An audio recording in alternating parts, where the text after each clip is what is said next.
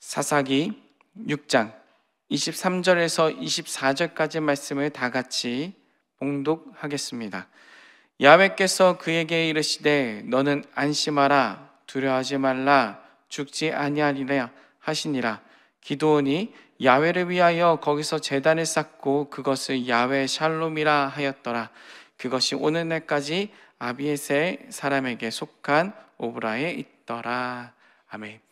오늘 저는 사사기 6장 23절에서 24절까지 말씀을 가지고 평강의 하나님이라는 제목을 함께 은혜를 나누기 원합니다. 오늘 함께 이 말씀을 통하여 하나님의 평강이 우리의 삶 가운데 임하기를 소망합니다. 여러분, 우리나라 사람들이 인사를 할 때 안녕하세요, 반갑습니다 이렇게 인사하죠. 근데 예전에는 한번 이렇게도 인사했다라고도 합니다. 식사하셨습니까? 밥 드셨어요? 이런 인사 받아본 적 있으신가요?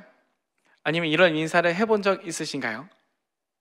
여러분, 심지어 우리나라 국민들 가운데 가장 무서운 분들도 이런 인사를 하셨어요. 식사하셨습니까, 형님? 여러분, 많은 사람들이 남녀노소 분간하고 이런 인사를 우리나라 사람들이 굉장히 많이 했었습니다. 왜 그랬었을까요? 왜 밥을 먹었는지를 안부를 물었을까요? 그것은 우리가 굉장히 먹는 것이 힘든 상황을 겪었었기 때문입니다. 쌀 한 톨 먹는 것도 힘든 상황이었었기 때문에 밥 먹었니? 밥 먹은 거 맞아? 이렇게 물어본 적이 있었다라는 겁니다. 여러분, 이스라엘 사람들이 인사할 때 어떻게 인사할까요? 샬롬이라고 인사하죠. 그렇죠? 샬롬이라고 인사합니다. 왜 이 사람들은 인사가 샬롬이었을까요? 그리고 우리 교회 안에서 믿는 사람들이 만나면 이렇게 인사합니다. 할렐루야, 할렐루야, 하나님을 찬양합니다 라고 할렐루야 같이 인사합니다. 왜 우리가 이 교회 안에서 모여서 믿는 사람들이 인사를 나눌 때 할렐루야 라고 하나님을 찬양합니다 라고 인사를 할까요? 여러분, 우리가 인사를 나눌 때에 그런 뜻깊은 뜻이 있었던 것처럼 오늘 이 이스라엘 백성들에게 이 샬롬이라는 인사가 적용될 때까지 이 이스라엘 백성들에게 수많은 일들이 있었습니다. 오늘 그 한 사건을 소개하고자 합니다. 사사기 6장에는 바로 기드온이 등장합니다. 여러분, 근데 기드온이 등장하기 바로 전에 5장에 누가 있었는지 아시나요? 바로 드보라 선지자입니다. 이 선지자의 마지막 5장 31절 하반절에 바로 이렇게 기록되어 있습니다. 뭐라고 되어 있냐면 그 땅에 평화가 40년이 지났다라고 기록되어 있습니다. 여러분, 40년이라고 얘기하면 무엇이 먼저 떠오르십니까? 40년. 저는 40년 하면 이스라엘 백성들이 애굽 땅에서 나와 그 척박한 땅, 그 광야에서 지냈던 40년이 생각이 나고 떠오르게 됩니다. 이 40년 동안, 이 광야의 40년 동안 이스라엘 백성들은 누구를 찾았나요? 바로 하나님을 찾았습니다. 다시 말할까요? 하나님을 찾을 수밖에 없었던 환경이었습니다. 하나님 없이는 먹을 것 하나, 하나님 없이는 마실 것 하나, 하나님 없이는 편히 누울 수 있는 잠자리마저도 얻을 수 없었기 때문에 하나님만 의지하며 40년을 버텨왔습니다. 그런데 이 이스라엘 백성들에게 이제 젖과 꿀이 흐르는 가나안 땅에 도착하게 됐고, 그곳에서 이제 이 사람들이 지내다가 이제 사사 시대가 지나가고 드보라 선지자에 통하여서 평화가 깃드는데 무려 40년이나 평화가 깃들게 됩니다. 그러면 이렇게 고난이 없고 고통이 없고 그런 평화의 환경 가운데 있는 이 이스라엘 백성들에게 어떤 환경이, 어떤 마음의 변화가 생겼을까요? 이 5장 31절 그 다음 6장 1절에 여러분, 진짜 말도 안 되는 일이 일어납니다. 40년이라는 평화가 지났습니다. 그런데 이 이스라엘 백성들에게 바로 하나님을 멀리하게 되는 마음이 생기게 됐습니다. 더 이상 하나님을 찾지 않습니다. 하나님을 찾지 않아도 우리에게 평화가 있기 때문일까요? 이 이스라엘 백성들은 하나님이 싫어하는 행동을 했습니다. 그래서 하나님은 이 이스라엘 백성들의 누구의 손에 맡기냐면 바로 미디안의 손에 맡기게 됩니다. 그것도 7년이나 이 미디안 손에 넘겨져서 이스라엘 백성들은 다시 한번 더 고통과 환란의 시간을 겪게 됩니다. 이런 환경과 환란 상황 가운데 과연 이스라엘 백성들은 다시 어떻게 평강을 찾을 수 있을까요? 다시 그 평화의 길을 걸어가야 되는데 어떻게 찾을 수 있을까요? 바로 첫 번째, 절망 속에서도 부르신 하나님, 이 하나님 때문에, 이 하나님이 계시기 때문에 이스라엘 백성들에게 평화가 다시 찾아올 수 있습니다. 여러분, 이 7년이란 세월이요, 그냥 속박되어 있는 7년이 아니었습니다. 이 미디안 사람들이요, 굉장히 악랄했어요. 어떻게 악랄했냐면요, 이 이스라엘 백성들이 경작을 하려고, 파종을 하려고 씨앗을 가지고 나아가면 이 미디안 사람들이 나타나서 그 파종을 다 쓸어 버렸습니다. 다시 말해서 씨앗까지도 다 모조리 뺏어 갔습니다. 경작하지도 못합니다. 뭘 하나 심지도 못합니다. 그리고 심지어 경작해서 뭐 쌀을 먹든지 밀을 먹든지 해야 되는데 그것마저도 없는데, 심지어 그 자들이 기르고 있던 모든 동물들까지도 다 빼앗아 갑니다. 곡물을 먹을 수 없으면 동물들의 젖을 짜서 젖이라도 먹어야 되는데, 심지어 그 젖이 안 나오면 그 동물들을 쳐서 그 동물들의 고기를 먹어야 되는데 그것마저도 이 미디안 사람들이 다 가져가 버리게 됩니다. 먹을 것이 마르게 됩니다. 먹을 것이 없어집니다. 그리고 얼마나 괴롭혔는지 이 이스라엘 백성들이요, 땅에서 지내지 못하고 굴이나 산 같은 데 도망가게 됩니다. 그리고 이 미디안 사람들이 나타났을 때에 이 이스라엘 백성들이 마치 메뚜기 떼와 같다라고 성경에 기록되어 있습니다. 여러분, 메뚜기 떼가 본 적 있으신가요? 메뚜기 떼가 한번 휩쓰고 가면요, 모든 이파리가 사라진다고 합니다. 마치 미디안 사람들이 한번 휩쓰고 가면 아무것도 남지 않다라고 얘기하는 것입니다. 이런 상황에 과연 평화가 찾아올 수 있을까요? 여기에 하나님은 이곳에 있는 기드온에게 찾아오게 됩니다. 여러분, 근데 기드온은 뭘 하고 있었는지 아십니까? 기드온은요, 그때 야훼 하나님의 사람이 찾아왔을 때 포도주를 담근 그 포도주 틀에서 밀을 경작하고 있었습니다. 원래 밀을 경작하는 건요, 넓은 땅에서 곡괭이 같은 것을 치면서 밀의 껍질이 날아가게끔 넓은 곳에서 막 경작하며 치며 나아가는 것입니다. 근데 포도주 틀, 그러니까 즉 포도를 막 짓눌러서 그 포도주를 얻을 수 있는 그 즙을 내는 그 틀 안에서 밀을 경작하고 있었다는 것입니다. 그것도 몰래. 왜 그랬을까요? 미디안 사람들이 지키면 이것마저도 뺏기기 때문에 몰래 숨어서 이거를 콩껍질을 까듯이 하나하나 벗기고 있었다는 것입니다. 얼마나 소심한 사람입니까? 얼마나 두려움에 가득한 사람입니까? 이 사람 앞에 바로 하나님의 사람이 나타나게 됩니다. 성도 여러분, 우리가 때로는 삶의 고난과 환난 상황과 절망 가운데 있기도 합니다. 근데 그 상황에, 두려움에 가득한 그 상황에 누가 찾아오시냐면 바로 하나님이 우리에게 찾아오신다는 것입니다. 하나님이 우리에게 찾아오신다는 것입니다. 두려워서 숨어있는 우리에게 하나님이 찾아오셔서 하나님이 우리에게 그 평강을 주시기 위해 손을 내미시고 말씀하신다는 것입니다. 잘 지내니? 밥은 먹고 다니니? 하나님이 나와 함께 있는지 의심하는 그 상황 가운데 하나님은 우리에게 찾아오셔서 평화를 주시고 계신다라는 것입니다. 기드온이 밀타작할 때 두려움을 떨고 있을 때 하나님이 나타나서 이렇게 말씀하십니다. 사사기 6장 12절 말씀에 야훼 사자가 기드온에게 나타나 이르되 큰 용사여 야훼께서 너와 함께 하시도다 하매. 여러분, 여기서 하나님의 사자가 기드온에게 얘기하는 것이 뭐라고 얘기했습니까? 큰 용사요. 여러분, 기드온의 상황이, 기드온의 모습이 과연 큰 용사의 모습이었습니까? 그렇지 않았습니다. 두려움에 떨어서 몰래 숨어가지고 그것마저도 뺏길까봐 정정긍긍하면서 몰래 미를 타작하고 있는 그 사람에게 큰 용사여라고 얘기하고 있습니다. 큰 용사라고 하면 자고로 삼손과 같이 힘이 센 사람 아닙니까? 전쟁터에 나가서 그 사람만 보면 두려움에 떨 만한 그런 사람이 큰 용사 아닙니까?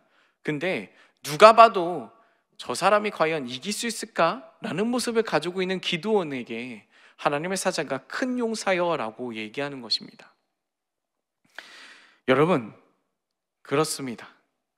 하나님이 함께 하신다면 그 사람은 큰 용사입니다. 우리의 절망 가운데 두려움에 떨고 있는 이 모습 가운데 하나님이 나에게 찾아오신다면 나는 더 이상 두려움에 떨고 있는 나약한 존재가 아니라 하나님이 찾아오신 나는 큰 용사가 될 수 있다는 것입니다. 두려움에 떨고 있는 나의 환경을 하나님께서 벗어 던질 수 있는 용기를 주신다는 것입니다.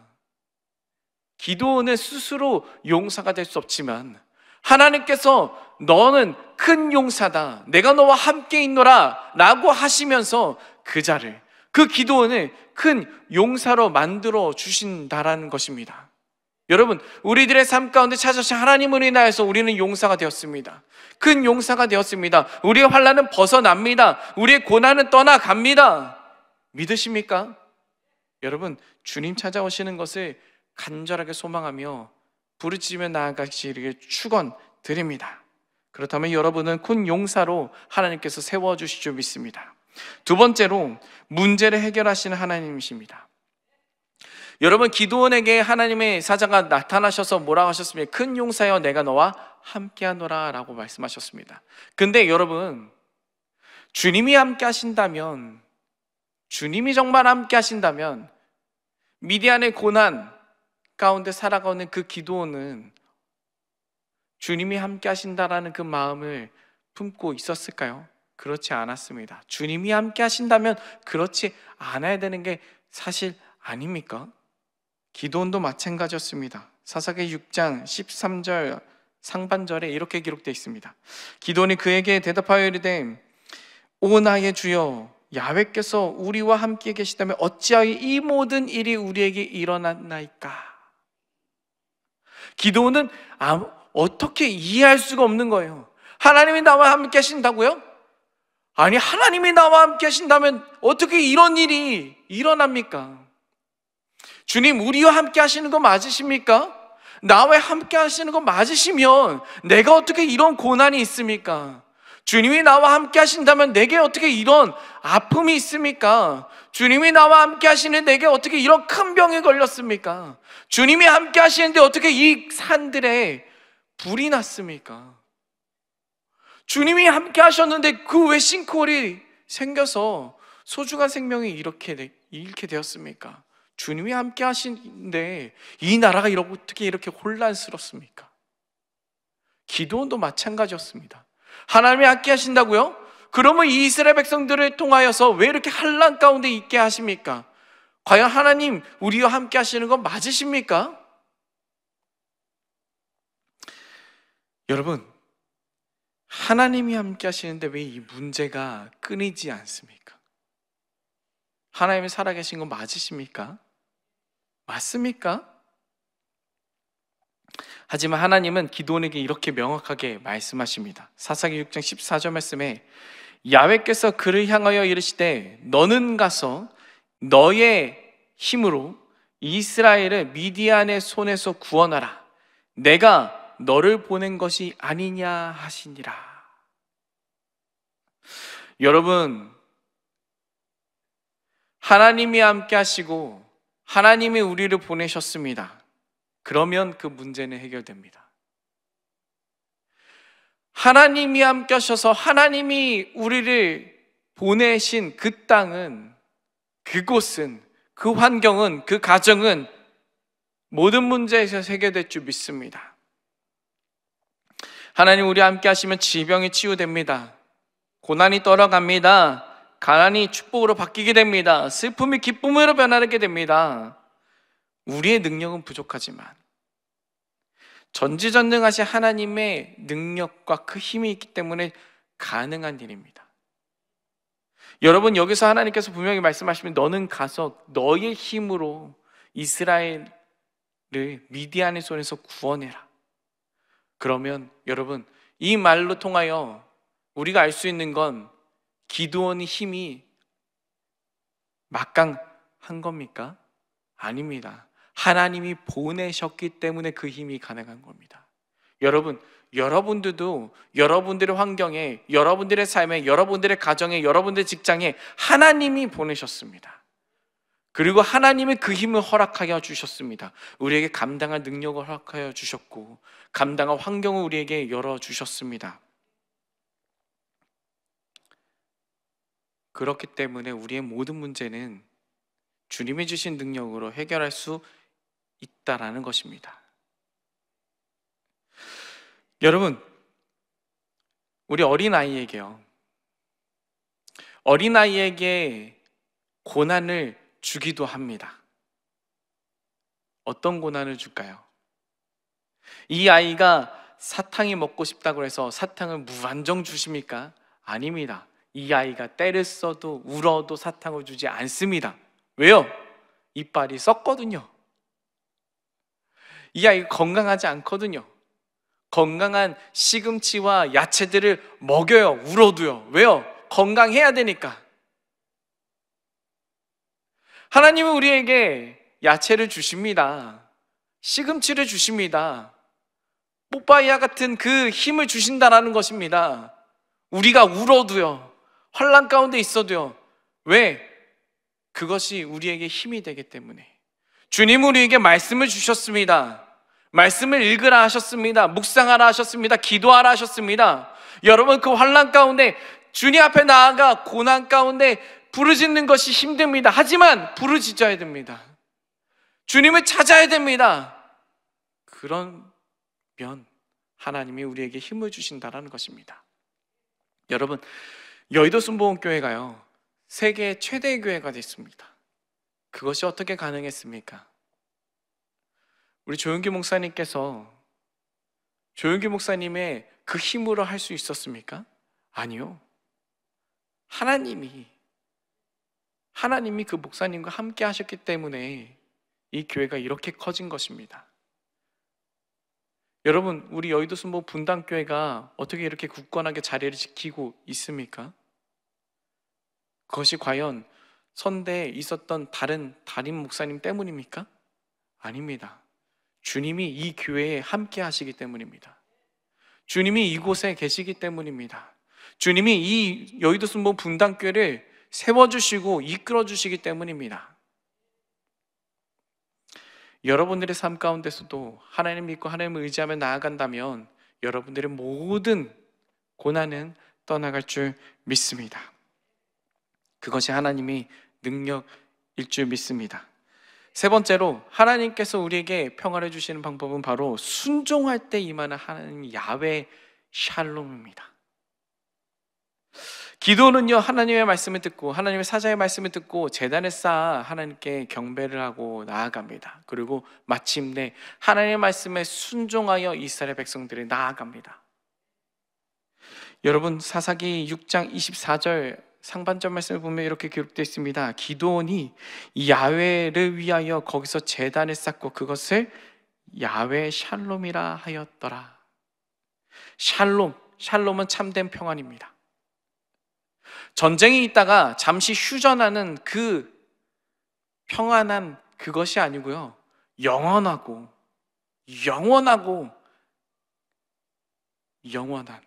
평안입니다. 하나님이 주시는 샬롬은요, 잠시 잠깐 있는 평안이 아니라 우리에게 주시는 영원한 평안일 줄 믿습니다. 그것이 바로 샬롬입니다. 샬롬의 축복이 기도원이 하나님께 순종할 때 임했다라는 것입니다. 사랑하는 성도 여러분, 평안은 그냥 주어지지 않습니다. 평안은요, 순종할 때 임하는 것입니다. 하나님의 말씀에 순종할 때 임하는 것입니다. 하나님의 말씀에 순종할 때, 기도할 때, 예배할 때, 하나님의 믿음으로 헌신하며 나아갈 때 그 우리의 삶에 진정한 하나님의 영원한 평안인 샬롬이 우리에게 임한다라는 것입니다.